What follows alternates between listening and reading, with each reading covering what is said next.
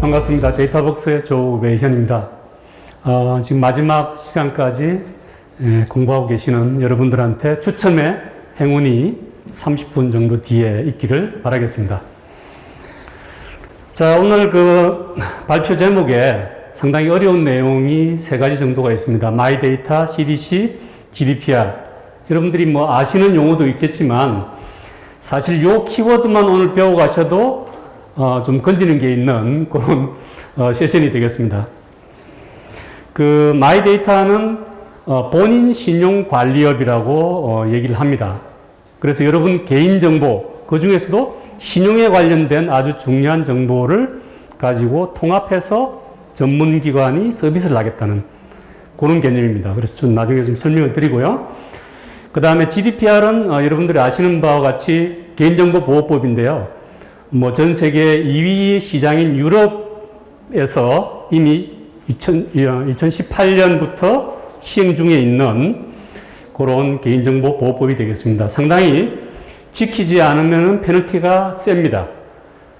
그래서 그 유럽을 상대로 뭔가를 판매를 하고 서비스를 할 때 반드시 고려해야 되는 그런 이슈가 되겠습니다. 국내하고는 차원이 다른 정도의 페널티가 있습니다.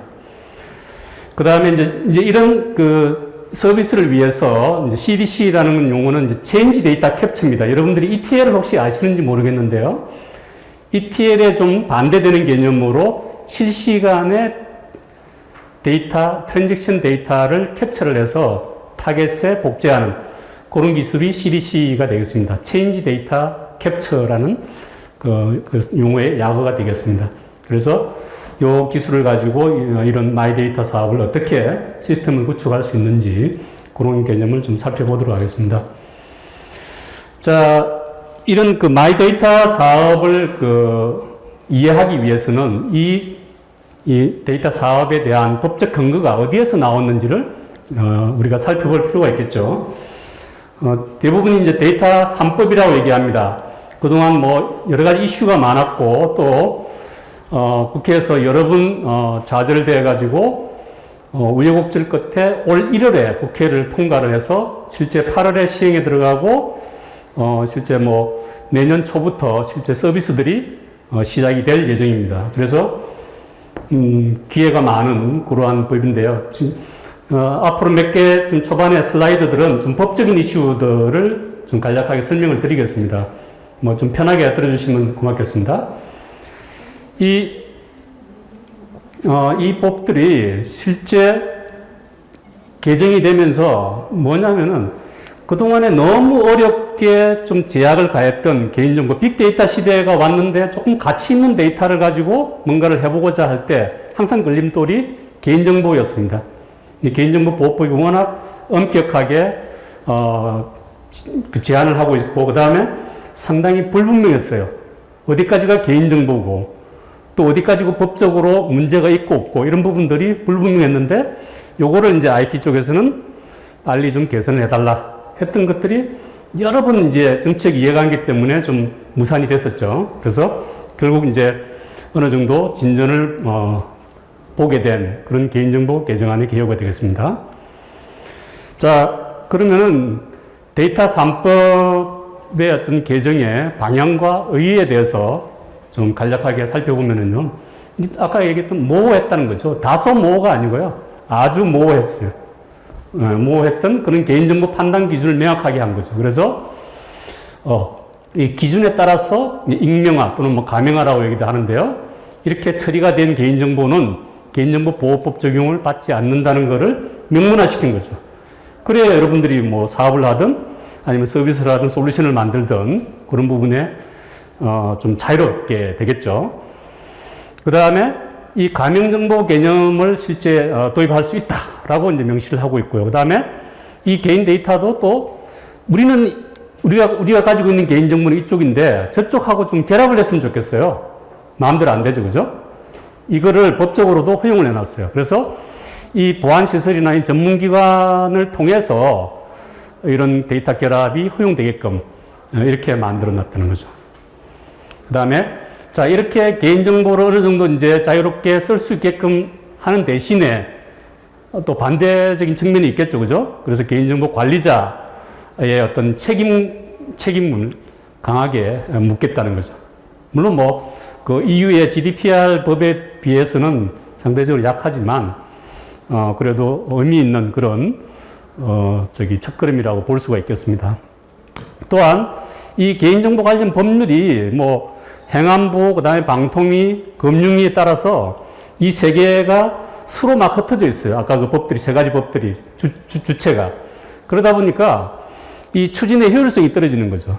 그래서, 중앙행정기관으로부터 개인정보보호위원회로 일어나게 돼 있어요. 그래서 이거를 독립된 기구로, 공식으로 만들 수 있게끔 그렇게 법적으로는 허용을 해준 거죠. 그래서 이제 개인정보가 이 독립된 기구에서 좀 더 체계적으로 관리가 되고 지원이 되는 그런 법이 되겠습니다. 자, 이 개정안 관련해서 보시면은 여전히 이슈들이 있습니다. 뭐 반대급부가 항상 있는 거죠, 그죠? 이해관계가. 특히 이제 시민단체와 참여연대가 주도하는 이 재개정안. 이거 왜 너희들 마음대로 내 개인 신용정보를 서비스를 하냐? 돈을 버냐, 너희들이. 그럼 나는 뭐냐? 나한테도 뭔가 있어야 되지 않겠느냐 하는 그런 어떤 측면이죠. 그래서 이 데이터 소유법 입법 추진을 또 개정 발의안을 또 뭐 내고 있고요. 그 다음에 그 이유는 이거예요. 기업이 이윤 창출을 수단으로서 내 개인정보를 사용을 하는데 나도 좀 대가가 있어야 되지 않겠느냐. 뭐 상당히 의미 있는 논의가 되겠습니다. 근데 갈 길은 좀 멀고요. 그래서 그 다음에 이제 정부 시행령에 이렇게 좀 애매모호한 여전히 그런 조항들이 있습니다. 이제 이런 부분들은 시행령에서 좀 더 보강을 하고 있고, 제가 이 자료 만든 거가 뭐 올 초부터 해가지고 지금 중간까지 만드는 거라서 이런 부분에 대해서도 상당히 좀 또 보강이 되었을 거라고 생각을 합니다. 그 다음에 이제 그 중에서도 이제 개인정보보호법이 제일 골치 아픈 부분이었는데요. 이래서 이런 그 민감한 정보의 범위를 좀 더 확대를 해주고, 그 다음에 이제 이런 그 가명 처리 기준을 조금 더 명확하게 했다는 거죠. 예. 그래서 이런 부분들까지, 그 다음에 이제 이런 시행령 규칙까지도 개선을 하고, 뭐 전문위원회 해서 상당히 체계적으로, 실제 이제 뭐 나중에 집행이나 운영은 어떻게 될지 모르겠지만 법적으로는 제도적으로 상당히 많은 부분들을 보강을 해놓고 있습니다. 그 다음에 이제 오늘 제가 말씀드렸던 아까 이제 마이데이터가 이제 나온 법적 근거가 여기 신용정보법입니다. 개정된 신용정보법에서 이 부분들이 이제 나와 있는데요. 그래서 이 제일 중요한 게 여기 보시면 두 번째에 개인 신용정보 전송 요구권입니다. 이게 여러분들이 주장할 수 있는, 개인들이 주장할 수 있는 거예요. 내 개인 신용정보가 예를 들어서 뭐 은행에도 있고, 은행도 여러 개 흩어져 있고, 증권사 뭐 많죠, 그죠? 뭐 많이 흩어져 있는데, 그런 신용정보를, 요 신용정보 서비스를 하는 그런 기업에다가 전송 요구권을 내가 승인을 하게 되면은 그 기관이 알아서 내 개인 신용정보를 다른 데서 다 수집을 해서 그걸 가지고 서비스를 한다는 거예요. 어떤 서비스가 되냐면은 그런 신용정보에는 여러 가지가 있습니다. 이건 공공적 데이터들이고요. 4대 보험납부, 그 다음에 각종 세금 정보라든지, 그 다음에 뭐 전기세, 수수료, 뭐 여러 가지 이런 부분들을 납부한 이런 신용 거래 정보들이 포함되고요. 그 기타 이제 일반 데이터들이 다 포함이 됩니다. 그래서 마이데이터 사업자에게 이게 제공이 되는 거죠. 지금 금감원에서요, 그 마이데이터 사업자, 본인 신용정보관리업, 요 사업을 할 수 있는 업체들을 지금 선정 작업을 하고 있어요. 이미 신청은 끝났고요. 선정을 해서 그 승인을 받아야만이 이 서비스가 가능합니다. 그래서 빠르면은 내년 초부터 업체들이 이제 이거 서비스를 하게 되겠죠. 그래서 물론 이제 내가 여기다 승인을 안 하면 내 정보를 할 수가 없어요. 그리고 내 정보를 지워달라, 서비스에. 반영해야 됩니다. 그런 것들이 아까 같은 규정에 엄격하게 나와 있는 거죠. 예. 그래서 만약에 여러분들이 지금 현재 내가 대출을 받고 있는데 보니까 다른 쪽이 이율이 좋은 것 같아요. 근데 이런 거를 이쪽 그 서비스 하는 업체들이 사업자가 보고 추천할 수 있어요. 나한테. 예, 그러면은 상당히 많은 부분들이 빠르게 간편하게 내가 은행을 일일이 찾아다니지 않더라도 그런 대체, 갈아타기 대출 이런 것들이 가능해지고 그 다음에 내가 신용을 내가 더 높일 수 있는 이런 서비스를 또 할 수 있는 업체들이 나오겠죠. 그럼 당신은 지금 소비 패턴이나 이런 신용에 대한 관리가 안 되고 있는데 이러이러한 부분을 관리를 해서 하면은 신용 포인트가 얼마나 올라간다.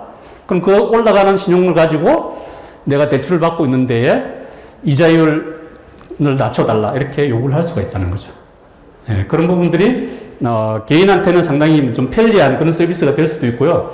반면에 이제 이 서비스를 하는 입장에서는 이제 이 데이터가 한번 유출이 되기 시작하면은 뭐 상당히 많은 데미지가 있게 되겠죠.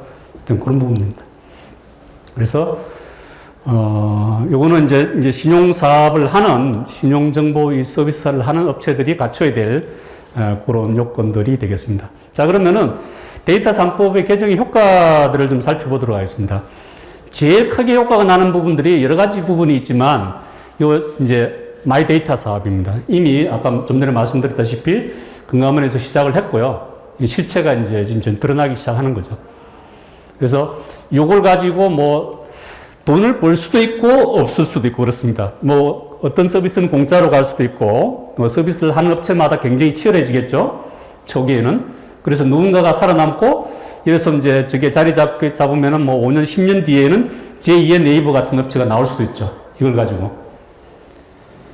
그래서 지금 이런 부분들이 정부가 지금 추진하고 있는 디지털 뉴딜, 그 다음에 데이터 댐 사업, 이런 부분에 마중물 역할을 제가 할 수 있다고 생각을 하거든요. 왜냐하면은 저도 뭐 데이터를 오랫동안 했지만 이 일반적인 데이터를 가지고는 저 정도 밸류에이션이 안 나와요. 뭘 서비스를 하려도 뭐 쓰레기에서 치면 쓰레기밖에 더 나와요. 그죠? 근데 저거는 양질의 데이터라는 거죠. 저 양질의 데이터를 가지고 서비스를 하면은 부가가치를 또 고객의 어떤 그런 관심을 끌기가 아주 좋은 거죠. 예, 그런 부분에서는 이 마이 데이터 사업이 이 디지털 댐 구축, 데이터 댐 구축하는데 마중물 역할을 충분히 할 수 있다고 저는 그렇게 생각을 합니다. 자, 그 다음에 이제 데이터 3법을 살펴봤고요. 유럽에서 지금 시행 중에 있는, 우리보다 먼저 시행하고 있는 거죠. GDPR의 개념을 좀 한번 살펴보도록 하겠습니다. 거의 이대로 해서 KGDPR이 만들어졌거든요. 그 부분도 보강이 돼야 되고요. 자, 이런 거죠. 개인정보를 접근할 수 있는 권한, 그 다음에 개인정보를 정정할 수 있는 권한, 또 지워달라, 잊혀질 권한. 사실 인터넷에 뭐 그 사람이 죽었지만 그 사람에 대한 흔적이 아직도 뭐 남아있죠. 그죠? 아무도 그 관리 안 하고 있죠. 뭐 그런 부분들. 그 다음에 개인정보 위반에 대한 통지를 받을 72시간 내에 통지를 나는 받아야겠다. 그 다음에 개인정보의 제한적인 사용. 내 개인정보가 마케팅 홍보에는 사용하지 않았으면 좋겠다. 라고 만약에 여러분들이 체크를 하면은 빼줘야 돼요. 즉각. 근데 이런 부분들이 지금은 명문화가 안 돼 있었기 때문에 무시할 수 있는데 서비스업자가 앞으로는 무조건 빼줘야 된다는 거죠. 예. 자, 그러면은 그 기업에 이런 서비스를 하는 기업의 준비 상황을 이런 것들을 체크를 해볼 수 있겠죠. 우리는 어떤 과연 고객 정보를 가지고 있느냐. 그리고 우리는 고객 정보를 어떻게 획득하지? 이게 외부에서 사오는 경우도 있고요. 그 다음에 뭐 회원가입이나 뭐 이런 거를 통해서 보통 이제 그렇게 많이 하고 있죠. 그 다음에 뭐 보험가입, 뭐 이런 거 하면은 개인정보가 왕창 들어오죠. 그죠? 뭐 이런 식으로 해서 정보를 획득하는 방법이 다양할 수가 있고요. 이것들 정리를 해야 되고, 그 다음에 우리는 무슨 목적으로 도대체 이 고객 정보를 획득하고 있는지. 기업도 모르는 경우 많아요. 관리자들도. 이 왜 이런 정보를 우리가 가지고 있는지, 법적으로 가지고 있을 필요가 있는지, 마케팅 용도인지, 아니면 특정 업무용인지. 그 다음에 우리가 진짜 이 법적으로 이 고객 정보를 유지해야 하나? 쓸데없는 거를 유지하고 있을 수가 있거든요. 보면은요.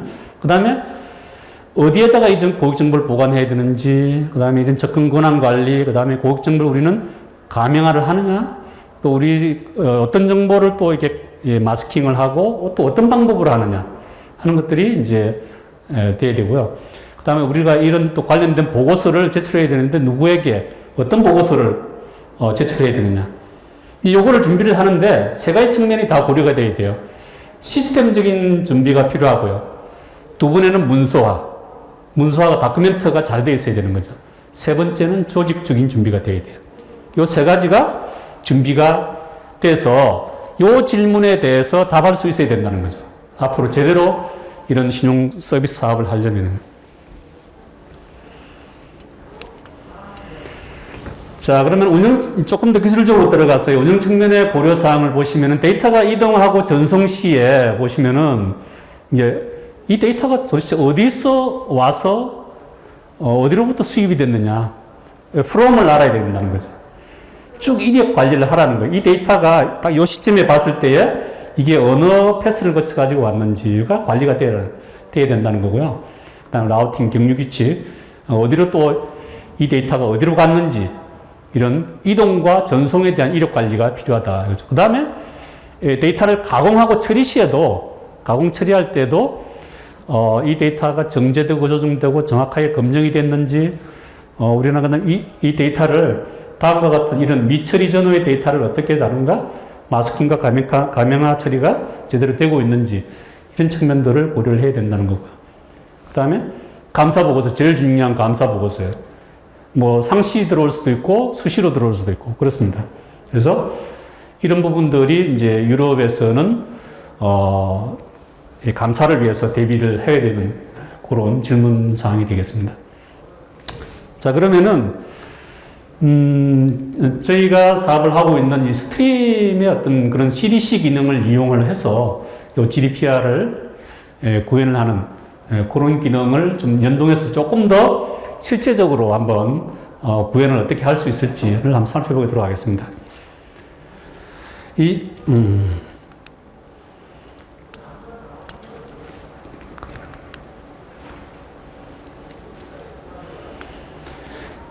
데이터에 대해서 이 실시간 수집하고 통합하는 부분들이 대단히 쉬운 작업은 아닙니다. 예. 상당히 어려운데, 이 실시간 수집과 동시에 이런 데이터에 대한 암호화와 마스킹, 이런 부분들이, 되어주면은 조금 더 시스템을 구축하고 운영 관리하는 그런 측면에서는 도움이 되겠죠. 그죠? 그 다음에, 이 로고 분석을 해서 이 감사용 오딧을 위한 어떤 그런 CDC를 적용을 해서 데이터 변경 내역을 추적을 할 수가 있다는 거죠. 뭐냐면은요, 요 CDC의 개념에서는 뭐냐면은 여러분들이 대부분 다 개인정보가 CRM, 고객 관리 쪽에서 이루어질 거예요. 처음에 최초에 생성이 됐는데 이 데이터가 한번 바깥으로 복제돼서 나가게 되면은 사실 컨트롤이 안 돼요. 현재 시스템으로는. 그죠? 갔어요. 가서 여기저기 막 복제되는데 그걸 어떻게 추적을 할 거냐는 거죠. 그 시스템이 없어요. 지금 현재는. 다 일단 갖다 놓고 뭘 이렇게 작업을 하는데 누가 어떻게 카피하고 없애고 했는지에 대한 추적이 안 된다는 거죠. 근데 이런 부분들이 원천적으로 되려면은 그 CRM의 고객 데이터가 개인정보가 생성될 때부터 관리 기준에 의해서 이게 나갈 때는 무조건 예민한 정보는 매스킹을 해서 익명화를 해서 내보내라. 뭐 이렇게 이제 그 룰을 정할 수가 있겠죠. 그죠? 이런 부분들이 필요하다는 거죠.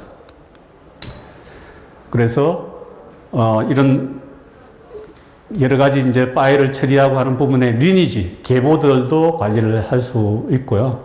아니면 실시간의 어떤 그런 워크플로우를 통해서 이 데이터가 고객이 요구한 대로 뭐 예를 들어서 지워지고 있는지 뭐 이런 부분들이 실시간으로 모니터링이 가능하다는 거죠. 그래서 이 스트림 GDPR의 어떤 제공할 수 있는 가치 영역은요, 이 민감한 개인정보를 일단 가명화를 할 수가 있어요. 1차적으로.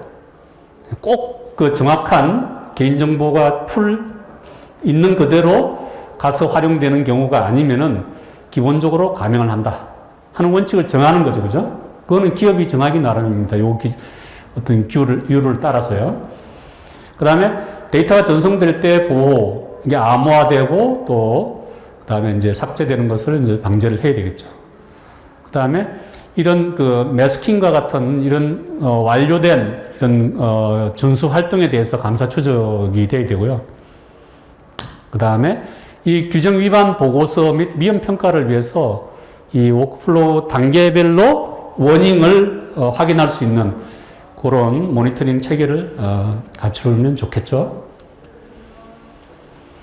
그래서 그 조금 기술들을 보면은요, 실시간 데이터 통합을 하고 이제 어떤 변경을 위해서는 이제 데이터에 대한 이제 뭐 인리치먼트라고 그러는데 강화, 필터링, 매스킹, 난독화 또는 암호화 뭐 이런 다양한 이 감사 추적을 위해서 이 다양한 메타데이터를 추가할 수가 있습니다. 이 메타데이터가 뭐냐면요, 데이터에 대한 데이터죠. 그죠? 메타데이터라는. 그래서 이게 데이터가 아까 말씀드렸다시피 어느 시스템에서 왔고 이 데이터는 어디로 가게 돼 있다.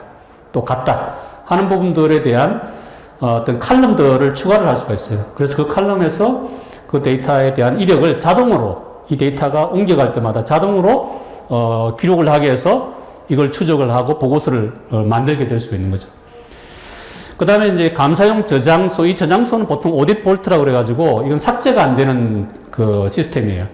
여기다가 이제 CDC를 적용을 해서 오리지널을 여기다 넣고 각종 보고서를 또 만들어낼 수가 있고요. 그 다음에 실시간 어떤 로그 분석을 해서 실시간 추적을 위험 요소를 탐지를 할 수가 있습니다. 그 다음에 조금 더 이제 기술적으로 뭐 살펴보면은요, 이 가명화를 하는데 그냥 데이터, 예를 들어서 이제 샘 파일이다, 뭐 로고 데이터다, 뭐 가명화하는 거 쉬워요. 그렇지만 지금 이제 제가 말씀드리는 거는 그 트랜잭션 데이터를 실시간으로 가명화를 하는 방안에 대해서 설명을 드리는 거예요. 그래서 테이블에 개인 데이터가 업데이트 됐을 때에 또는 인서트 됐을 때에 여기서 여기 이제 저장이 되는데, 넘어가는데, 이게 이제 여러 가지 이제 내장 함수, 예를 들어서 modifier라든지 이런 걸 통해서 그 데이터 값을 익명화할 수가 있다는 거죠. 매스킹 할 수가 있다는 거죠. 전혀 다른 얘기죠. 그죠? 예. 프로그래밍 하는 거하고는 전혀 다른 얘기죠. 그래서 요 기준은 뭐냐면은 내가 여기에 저장되기 전에, 보통 우리는 저장을 한 다음에 뭔가 작업을 하지 않습니까? 그죠? 프로그램을 짜서 돌리는데, 요거는 여기에 저장하기 전에 여기서 이미 작업이 끝나서 타겟에 원하는 대로 저장이 되는 거죠. 조금 더 구체적으로 보면은요, 이 식별 데이터 수정을 위해서 암호화 데이터 마스킹을 하는데, 이제 이런 부분이죠. 이제 예를 들어서 뭐 신용정보, 신용카드라든지 이메일 주소라든지 전화번호 이런 부분들을 이 어노니마이즈를 하는 거죠. 예. 그렇게 하면 뭐 XX 마크를 한다든지 뭐 이렇게 해서 기본적으로 이런 부분들을 해서 타겟 DB에다가 저장이 된다는 거죠. 그 다음에 이제 아까 말씀드렸던 이런 메타데이터 부분들을 적용을 하는 방식인데요. 이게 필터링을 할 수가 있어요. 필터링도 하고 또 인리치를 해서 불필요한 칼럼을 또 날릴 수도 있고요. 아까 말씀드렸다시피 이 칼럼을 더 추가를 해서 그래서 여기 보면은 이제 이게 딜리트가 됐네? 이런 부분에 대해서 마크를 할 수가 있는 거죠. 그 데이터 트랜잭션의 유형을 보고, 예를 들어서 이게 인서트다? 아니면 삭제되는 거다. 삭제된다 그러면 상당히 크리티컬한 거죠. 그죠? 이게 삭제되는 게 맞나? 이거죠. 예. 그런 거를 이제 실시간으로 이렇게 체킹할 수 있는 그런 기술이 되겠습니다. 자, 여기 슬라이드가, 보시면은, CDC를 아시는 분들은 뭐 금방 이해를 하실 건데요. 이렇게 기존의 CDC, DB에서 트랜잭션이 발생을 하는데 보통 이제 리드 로그라고 그러죠. 아카이브 로그. 로그를 통해서 CDC를 가져옵니다. CDC는 뭐 아시다시피 셀렉트로 해서 데이터를 가져오지 않습니다. 일반적으로 CDC는 이렇게 반영을 해요. 그냥 들어온 트랜잭션대로 인서트면 인서트, 업데이트, 딜리트, 그냥 그대로 타겟에 복제를 합니다. 이게 이제 일반적인 CDC 방식이고요. 지금 이제 저희가 이제 가지고 있는 것들, 부분들은 요 CDC에 기본적으로 매스킹을 할 수도 있고, 이제 칼럼을 추가를 해서 오디 트레이를 위한 메타데이터 칼럼들을 추가를 해서 이렇게 집어넣을 수가 있는 거죠. 다양하게. 데이터는 하나인데, 데이터 소스는 한 개지만 한 개의 트랜잭션을 다양하게 이렇게 분기해서 원하는 대로 이미 원하는 대로 가공을 맞춰서 거기다가 넣어주는 거죠. 그러면 사실 뒷단에서 이렇게 손댈 부분들이 많이 줄어들겠죠, 그죠? 요거는 뭐 이제 실시간으로 이제 다양한 데이터를 모을 수 있다는 부분이고요. 다음에 아까 말씀드렸던 이제 이런 파일 계보, 어떤 파일들을 처리를 했고, 어디까지 처리를 했고 하는 부분들을 볼 수 있다는 거고요. 자, 아까 말씀드렸던 이제 오디 트레이죠. 여기 보시면은, 요게 이제 운영 DB예요. 예를 들어서 이제 신용정보 관련된 신용 DB A가 있고 B가 있는 거죠. 그래서 양쪽에서 이렇게 데이터가 막 발생을 하는데, 이거를 여기다가 이제 오리지널을 그대로 보관을 해서 다양한 목적으로 활용을 할 수가 있습니다. 기존에는 하는 방식이 배치 방식으로 이제 여기 거를 셀렉트 해 와서 여기다가 집어넣고 여기서 뭔가를 또 작업을 했죠, 그죠? 네, 그런 부분들을 다 없앨 수가 있는 거죠. 자, 이거는 뭐냐면은, 자, MyDataDB가 그럼 구축이 돼야 되는데, 이거는 기존에 운영하고 있는 신용 관련된 DB를 그대로 못 쓰게 돼 있어요, 법적으로. 무조건 새로 만들어야 돼요. 예. 장소에 제한은 없는 것 같은데요, 아직. 장소에 제한은 없는데, 같은 장소에 있더라도 시스템은 별도로 만들어야 된다는 거죠. 그래서, 그렇게 되면 어떻게 되겠어요? 요 기존의 신용 DB하고 요거하고를 복제를 떼야 돼요. 예, 서비스를 하려면. 이런 부분들이 과연 항상 업투데이트하게 싱크가 관리가 될 수 있겠냐는 거죠. 그리고 그러면서도 이런 어떤 법적인 기준을 다 충족할 수 있겠느냐는 거죠. 상당히 어려운 거죠. 그래서 지금 여기서 이제 실시간 CDC를 기준으로 이런 부분들을 처리를 하는 개념을 도입을 하게 되면은 요 마이데이터 시스템 구축을 하는 데에 상당히 설계, 아키텍처에 대한 상당한 유용한, 그러면서 유연한 설계 방식을 제공을 할 수가 있다는 거죠. 그래서 이런 부분들이 여러분들이 고민을 하게 되면은 좀 도움이 된 그런 기능이 되겠습니다.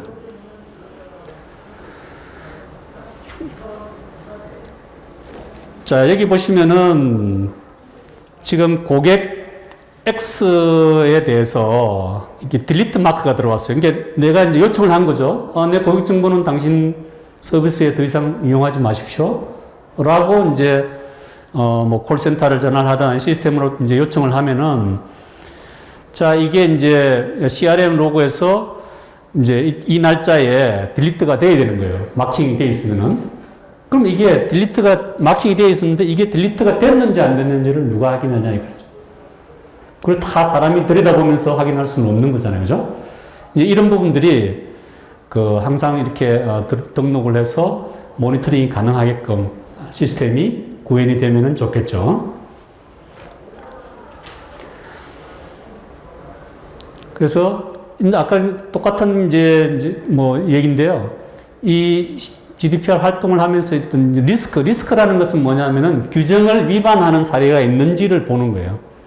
예, 그거를 모니터링 할 수 있는데, 아까 같이 이제 이렇게, 딜레이, 여기 지금 큐가, 딜리트 큐에 지금 이틀이 지났는데, 삭제가 안 됐네. 얼마든지 발생할 수 있어요. 운영하다 보면은. 이 시스템으로 이렇게 안 돼 있으면요. 그런 거에 대한 이제 워닝을, 주는 거죠. 그래서 스트림의 실시간 이런 CDC 기능, 스트리밍 기능을 통해서 GDPR 점수를 이렇게 지원을 하고 있는데요. 이런 어떤 부분들을 좀 더 쉽게 구현하는데 도움을 드릴 수 있다고 생각을 합니다. 자, 그러면은 이제 마지막으로 저희 스트림에 대해서 좀 간략하게 좀 소개를 드리고 저희 세션을 마무리하도록 하겠습니다. 저 스트림은 여러분 혹시 아시는지 모르겠지만 웹로직을 만든 회사예요. 이 오너가요. 웹로직을 만들었고 또 그다음에 골든게이트라고 해서 아까 CDC의 원조격이 되는 이 골든게이트 소프트웨어를 만들어서 두 개 회사 다 오라클에 판매를 했어요. 지금 현재는 이제 다 오라클 제품이죠, 이게요. 오라클 제품이고. 그리고 만든 회사가 스트림입니다. 그래서 뭐 벤처 캐피탈들을 실리콘밸리에 맺고 있고, 현재 3.10까지 가 있고, 뭐 인더스트리는 뭐 구분이 없이 다양하게 아까 말씀드린 그 기술들을 활용을 할 수가 있습니다. 그래서 이제 데이터 아키텍처를 말씀을 드리면은 이제 요즘 이제 이렇게 복잡한 환경이 되니까 과거의 데이터 아키텍처로는 뭔가 서비스 하는데 실시간 뭐 어렵죠. 뭐 적용하는데. 그래서 좀 모던 데이터 아키텍처를 이제 좀 꾸며야 되겠죠. 그래서 여기 보면은 이게 배치 방식에서 스트리밍 방식으로 넘어갑니다. 여러분들 뭐 우리 삶이 이제 실시간이죠. 그죠?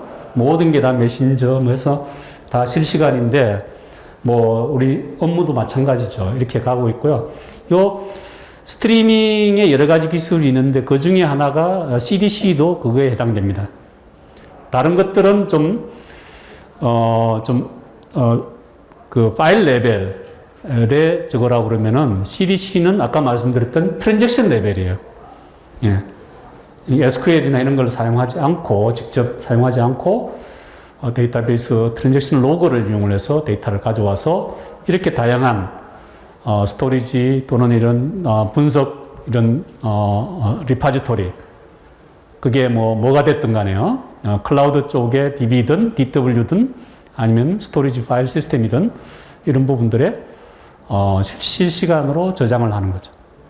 그래서, 한번 트랜잭션이 발생한 그 하나의 데이터를 가지고 이게 다양한 멀티 타겟으로 쏘아줄 수가 있어요. 예, 그 부분이 제일 큰 장점이죠. 지금은 어떻게 하나요?